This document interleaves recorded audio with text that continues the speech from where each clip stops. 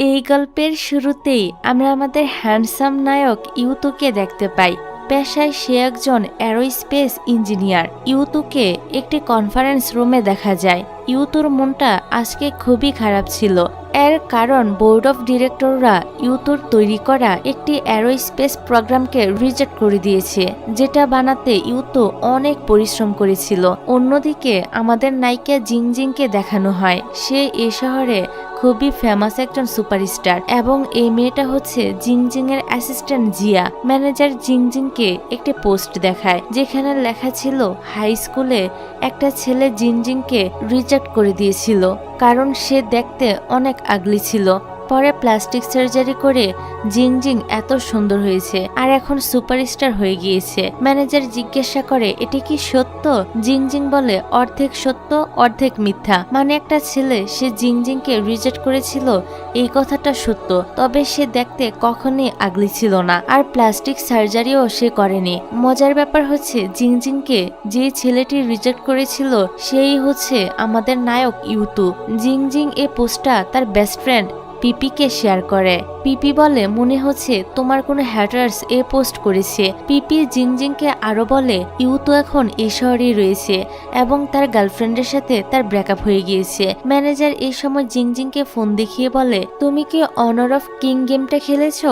জিংজিং বলে হ্যাঁ, মূলত এই গেমে জিংজিং খুবই কাঁচা আর জিংজিং এই গেমটা খেলার সময় কেউ তার রেকর্ড করে ইন্টারনেটে আপলোড করে দিয়েছে। এই সময় আবার ম্যানেজারের কাছে এই গেম কোম্পানির পক্ষ থেকে ফোন আসে এবং জিজ্ঞাসা করা হয় ইন্টারনেটের রিউমার সত্য কিনা, জিংজিং এই গেমটা আসলে খেলতে পারে কিনা।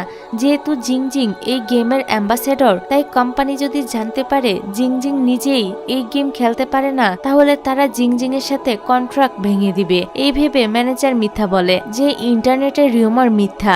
জিংজিং তো এই গেমে খুবই এক্সপার্ট। কোম্পানি তখন জানায় 1 মাস পর তারা একটি বড় ধরনের কম্পিটিশন করতে যাচ্ছে। সেখানে জিংজিং অন্যান্য 6 জন প্লেয়ারের সঙ্গে পার্টিসিপেট করবে। এর মাধ্যমে সে প্রমাণ করতে পারবে যে সে আসলে এই গেমে এক্সপার্ট কিনা। এখন এই কথা শুনে ম্যানেজার আর জিংজিং তো খুবই টেনশনে পড়ে যায়। যেভাবেই হোক 1 মাসের মধ্যে জিংজিংকে একজন ভালো প্লেয়ার হতেই হবে। ম্যানেজার জিংজিং এর জন্য একজন কোচ ঠিক করে। দেখা যায় লোকটা ম্যানেজারের হাজবেন্ড। তো কোচ জিংজিংকে একটি নতুন অ্যাকাউন্ট বানিয়ে দেয় এবং এই গেমের একদম শুরু থেকে সবকিছু বোঝাতে শুরু করে। আর জিংজিংও কোচের কথাগুলো মন দিয়ে শুনতে থাকে, যদিও সব কথা তার মাথার উপর দিয়ে যাচ্ছিল।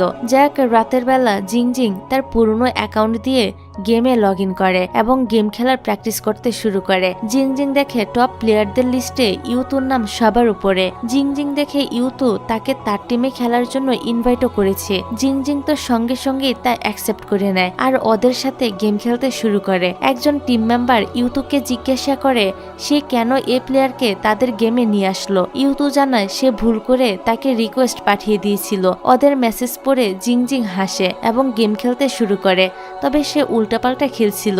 এ দেখে ইউতুর বন্ধুরা তাকে জিজ্ঞাসা করে তুমি এটা কি খেলছো? জিংজিং তখন বলে আসলে আমি গেমে নতুন, এই জন্য গেমটি এখনো ভালোভাবে খেলতে পারি না। তো এবার সবাই নিজের ভয়েসে কথা বলতে শুরু করে। জিংজিং যখন কথা বলে তখন তো সবাই একদম অবাক হয়ে যায়, এটা বুঝতে পেরে যে নতুন প্লেয়ার একজন মেয়ে। আসলে জিংজিং এর অ্যাকাউন্টে একটা ছেলের ছবি দেওয়া ছিল, তাই সবাই ভেবেছিল সে একটা ছেলে হবে। ইউতু জিংজিং এর ভয়েস চিনতে পারেনি, এটা বুঝতে পেরে জিংজিং একটু রিল্যাক্স ফিল করে। পরবর্তী দৃশ্যে দেখা যায় জিংজিং গেমে অনেকগুলো কস্টিউম কিনে লি, শাও আর ওয়াংকে দিয়েছে। লি তখন জিংজিংকে তাদের গেমে ইনভাইট করে। ইউতু বলে তোমাদের সবাইকে কস্টিউম গিফট করেছে, কিন্তু আমাকে তো কোনো কস্টিউম গিফট করেনি। লি তখন মজা করে ইউতুকে বলে তুমি সব বিষয়ে ফার্স্ট হলো, গার্লসদের বিষয়ে একদম লাস্ট। কিছুক্ষণ গেম খেলার পর ওরা জিংজিংকে গেম থেকে আউট করে দেয়, কারণ তারা এখন র্যাঙ্কিং ম্যাচ খেলবে আর জিংজিং এর তো কোনো র্যাঙ্কিংই নেই। জিংজিং হতাশ হয়ে বলে ওঠে কি লাভ হলো আমার এদের এত দামি দামি কস্টিউম গিফট করে, শুধু শুধু আমার টাকাগুলো নষ্ট হলো। জিংজিং এর কথাগুলো ওরা সবাই শুনে ফেলে। এর কারণ জিংজিংকে শুধু গেম থেকে আউট করা হয়েছিল, কিন্তু সে তখনও গেম রুমেই ছিল। জিংজিং বুঝতে পারেনি ওরা ওর সব কথা শুনে ফেলবে। তো লি ইউতুকে বলে তুমি একটু এই বেচারির র্যাঙ্কিং বাড়িয়ে দাও। ইউতু তখন জিংজিংকে আবারও গেমে ইনভাইট করে আর এটা দেখে তো জিংজিং অনেক বেশি খুশি হয়ে যায়। তারপর রাতের বেলা ঘুমানোর আগেও সে ইউতুর কথাই ভাবছিল। পরক্ষণে আবার বলতে শুরু করে তার ইউতুকে নিয়ে এত চিন্তা ভাবনা করা একদমই ঠিক হচ্ছে না। অন্যদিকে দেখা যায় ইউতু তার হাই স্কুল চ্যাট গ্রুপে যায়, যেখানে সবাই জিংজিংকে নিয়ে আজেবাজে কথা বলছিল। পিপি জিংজিংকে ফোন করে কথাটা জানায়, সাথে আরো জানায় যারা জিংজিংকে নিয়ে আজেবাজে কথা বলছিল ইউতু তাদের সবার মুখ বন্ধ করে দিয়েছে। ইউতু কি রিপ্লাই দিয়েছে, পিপি সেটার একটা স্ক্রিনশট জিংজিংকে সেন্ড করে। জিংজিং এর তখন তাদের হাই স্কুলের কথা মনে পড়ে, যেদিন সে ইউতুকে প্রপোজাল করেছিল আর ইউতু তাকে বলেছিল সে ইন্টেলিজেন্ট এবং হার্ডওয়ার্কিং মেয়েদেরকে পছন্দ করে। এদিকে আমরা ইউতু আর লিকে দেখি, তারা কথাবার্তা বলছিল। এখানে জানা যায় ছোটবেলা থেকে ইউতুর স্বপ্ন ছিল সে একজন অ্যারোস্পেস ইঞ্জিনিয়ার হবে, তবে এখন সে তার প্রফেশন নিয়ে তেমন একটা খুশি নয়। রিসেন্টলি সে এই জবটা ছেড়ে দেওয়ার চিন্তা ভাবনা করছে। লি তখন তাকে আরো একবার ভেবে দেখতে বলে। সে সঙ্গে লি ইউতুকে বলে তার শিনের সাথে ব্রেকআপ করা উচিত হয়নি। শিন একদম সেরকম মেয়ে যেমনটা ইউতু চেয়েছিল, ইন্টেলিজেন্ট এবং হার্ডওয়ার্কিং। ইউতু তখন লিকে তার পার্সোনাল বিষয়ে কথা বলতে নিষেধ করে। লি চলে গেলে দেখা যায় ইউতুর মনটা খুবই খারাপ, এই জন্য সে গেম খেলতে শুরু করে। অন্যদিকে ইউতুকে অনলাইনে দেখে জিংজিংও অনলাইনে চলে আসে গেম খেলার জন্য। সে ইউতুকেও একটা কস্টিউম গিফট করে, তবে ইউতু তাকে বলে নেক্সট টাইম থেকে সে যেন ইউতুকে আর কিছু গিফট না করে। জিংজিং এবার একটু সাহস জুগিয়ে ইউতুকে বলে তুমি কি এই গেমে আমার কোচ হবে? ইউতু বলে না। জিংজিং বারবার করে রিকোয়েস্ট করলে শেষবেশ ইউতু রাজি হয়। এতে জিংজিং অনেক খুশি হয়। তারপর গেমে ইউতু তাকে খুবই ভালোভাবে গাইড করতে শুরু করে। এতে জিংজিং এর অনেকটাই ইমপ্রুভমেন্ট হচ্ছিল। এদিকে জিংজিং এর ম্যানেজার জানতে পারে জিংজিং 2 দিন ধরে স্টুডিওতে আসেনি। ম্যানেজার তখন জিংজিং এর বাসায় যায় এবং দেখে জিংজিং এখন গেম খেলছে আর গেমে সে বেশ উন্নতিও করে ফেলেছে।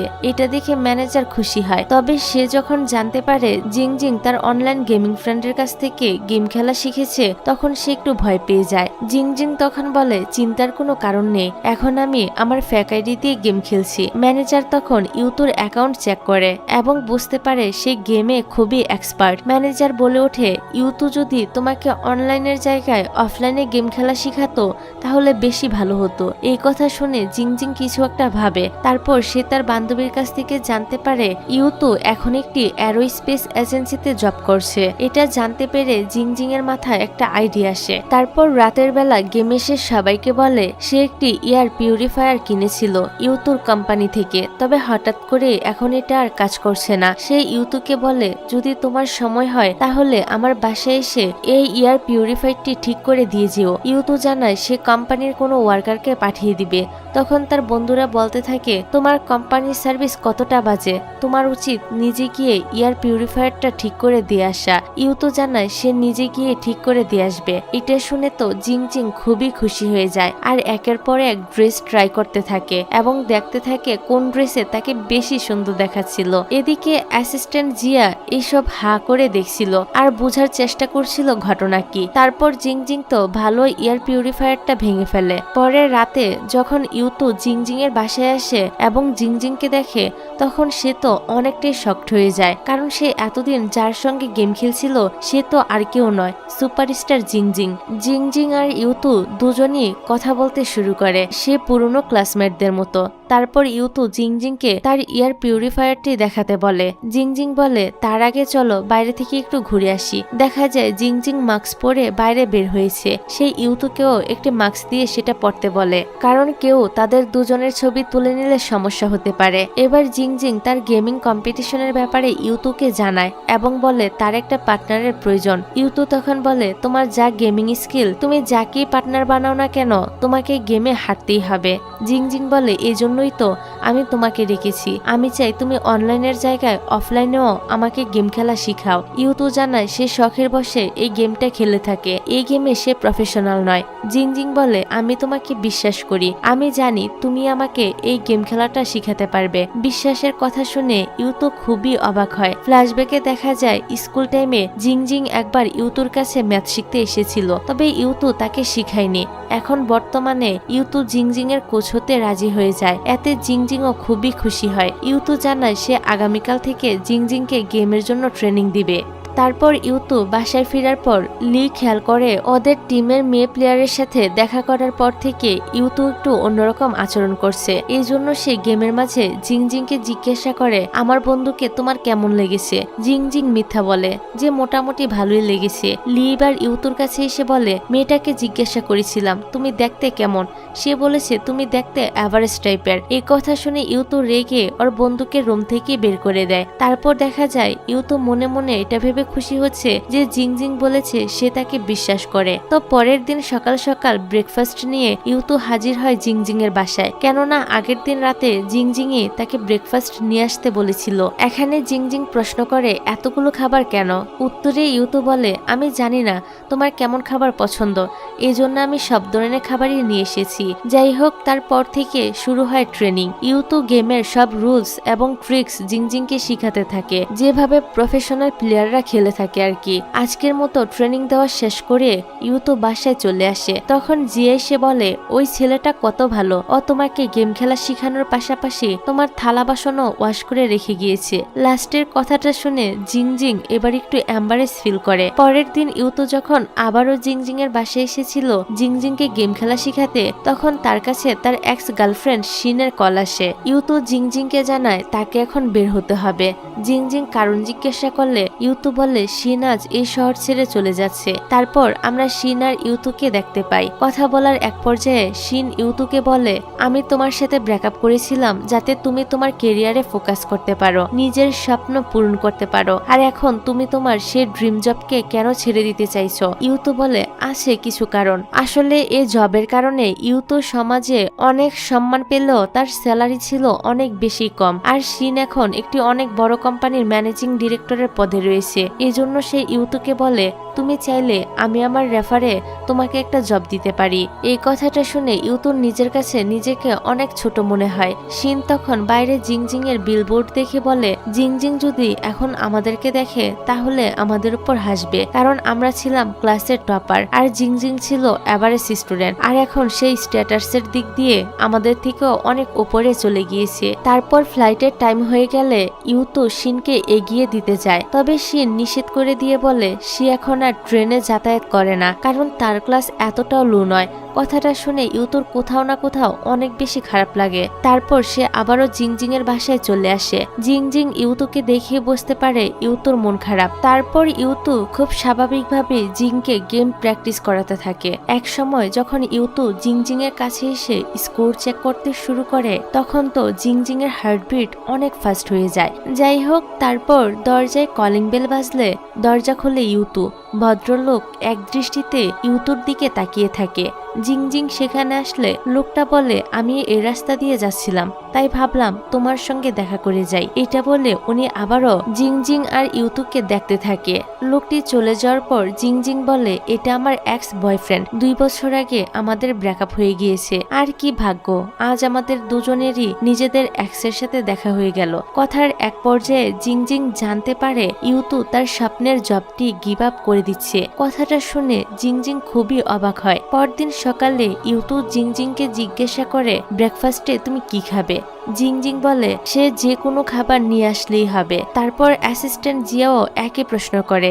জিংজিং তখন জানায় ইউতু তার জন্য খাবার নিয়ে আসবে।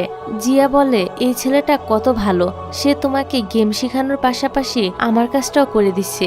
এখন ইউতু খাবার নিয়ে আসলে জিংজিং সেগুলোর ক্যালোরি কাউন্ট করতে থাকে, কারণ আগেরবার ইউতু হেভি ফুড নিয়ে এসেছিল যেগুলো সাধারণত সেলিব্রিটিরা খায় না। তবে এবার ইউতু ঠিকঠাক ক্যালোরির খাবার নিয়ে এসেছে, যা দেখে জিংজিং খুবই খুশি হয়। যাক, তারপর ওদের গেম প্র্যাকটিস আবারও শুরু হয়। জিংজিং ধীরে ধীরে গেমে যত লেভেল পার করছিল গেম ততই কঠিন হচ্ছিল। এজন্য ইউতু খাতা কলমে তাকে ম্যাথ করানোর মতো গেমের বিভিন্ন জিনিস শিখাতে থাকে। জিংজিং একটু হতাশ হয়ে বলে, কি কপাল আমার, সেলিব্রিটি হয়েও এখন আমাকে পড়াশোনা করতে হচ্ছে। সে ইউতুকে বলে, হাই স্কুলে তুমি যদি আমাকে ম্যাথ শিখিয়ে দিতে তাহলে আমি ভালো ইউনিভার্সিটিতে চান্স পেতাম, আর সেলিব্রিটি ইন্ডাস্ট্রির মধ্যে আমি হতাম সবচেয়ে বুদ্ধিমান সেলিব্রিটি। তারপর জিংজিং ইউতুর কাছে আগামীকাল ছুটি চায়, কারণ তাকে একটি ইভেন্টে যেতে হবে। জিংজিং ইউতুকে তার ইভেন্টটি দেখার কথা বলে। ইউতু বলে, তুমি যখন ইভেন্টে যাবে তখন আমাকে মেসেজ করে জানিয়ে দিও। জিং জিং আস্তে আস্তে বলে, সারা পৃথিবীর লোকজন আমাকে দেখার জন্য অপেক্ষা করে, আর তুমি কোন ভিআইপি যে আমি তোমাকে মেসেজ দিয়ে যাব? ইউতু ওর এই কথাটা শুনে ফেলে এবং বলে, আমি তোমার টিচার, তাই আমাকে সম্মান দিতে শিখো।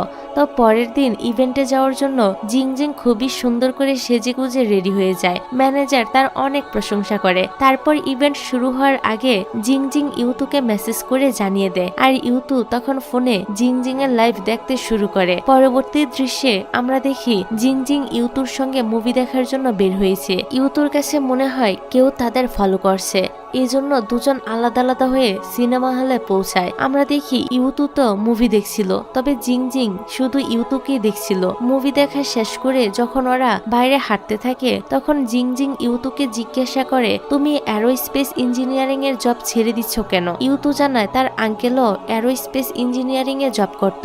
এই জবের কারণে সে তার ফ্যামিলিকে সময় দিতে পারতো না। যখন কোনো ফ্যামিলি মেম্বার অসুস্থ হতো, তখন তার আঙ্কেল তাদেরকে টাকা দিয়ে সাহায্য করতে পারত না, সময়ও দিতে পারতো না। ওই আঙ্কেলের জীবনের সাথে ইউতুর অনেক মিল রয়েছে। সেও তার বাবা মাকে একটু সময় দিতে পারে না। মূলত এইসব কারণেই ইউতু তার জবটা ছেড়ে দেওয়ার কথা ভাবছিল। জিং জিং ইউতুর মনের অবস্থা বুঝতে পারে, এই জন্য সেই ইউতুকে মেসেজ করে লেখে, তুমি মন খারাপ করো না, ছোটবেলা থেকে তুমি অনেক ব্রিলিয়ান্ট স্টুডেন্ট ছিলে, তাই আমার বিশ্বাস তুমি যে জবেই যাবে তাতে ভালো করবে। তবে একবার ভেবে দেখো, এই জবটা ছিল তোমার ড্রিম জব। এখন যদি তুমি এটা ছেড়ে দাও, তাহলে পরে তোমার আফসোসও হতে পারে। ইউতু এই মেসেজ আর ভয়েস নোটগুলো পড়ছিল এবং ভাবছিল কি করা যায়। অন্যদিকে ম্যানেজার জিং জিংকে ফোন করে বলে, আমি জানতে পেরেছি তুমি আজ মুভি দেখতে গিয়েছিলে। তুমি যে ইউতুর সাথে গিয়েছিলে এটাও আমি জানি, কিন্তু কেউ একজন তোমাদের ছবি সোশ্যাল মিডিয়াতে আপলোড করে দিয়েছে। ম্যানেজার আরো বলে, আপাতত আমি সব সামলে নিব, তবে পরের বার থেকে একটু সাবধানে থেকো। পরের দিন দেখা যায় ইউতু জিং জিং এর প্রজেক্টর ঠিক করেছে, যেটা নষ্ট হয়ে গিয়েছে।